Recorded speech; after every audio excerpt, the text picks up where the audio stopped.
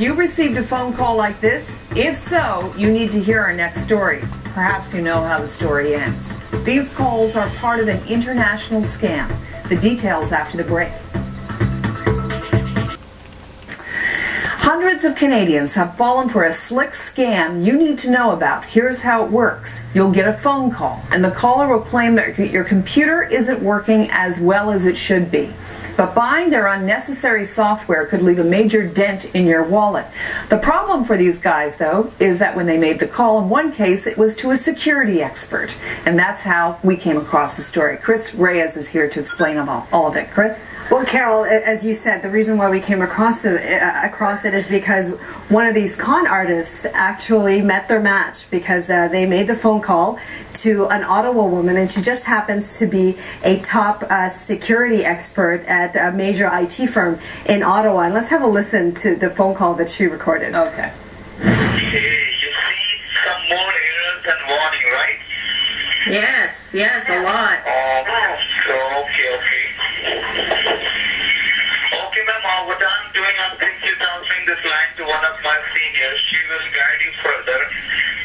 So obviously there, she's playing dumb. He is instructing her to download a program because there are all sorts of errors on her computer. She knew this was a scam right away. She recorded the conversation, handed that conversation to the RCMP. And the way these scams really work, very clever, which is why people really need to be savvy in order to protect themselves, is you get a phone call from someone saying they're from Microsoft.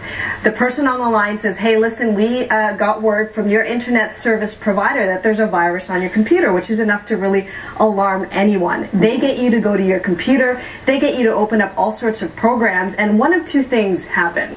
One, you either download a program and you give the person on the line remote access to your computer, or you hand over your credit card number so that you can download a program to fix the problem. And now, of course, that's very risky, because what you've just done is you've just handed all of this personal information to a stranger on the line. Okay, how many people have been taken in? Well, we talked to the Canadian Anti-Fraud Centre, and here in Canada, they've received about 528 complaints between January 2010 and April 2011. And is that a police organization, the Canadian Anti-Fraud Centre? No, it is I believe, a non-profit organization. And we also spoke to the RCMP as well. Okay.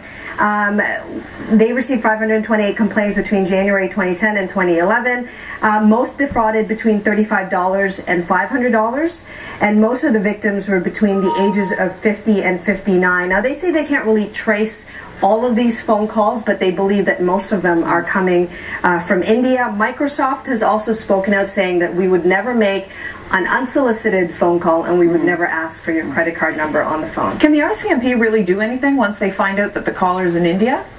Well, that is something that we're going to have to look into. I mean, it's very difficult with these fraud cases that have tentacles all over the globe to really prosecute here in Canada. But that's something that we're going to have to look into. All right, Chris.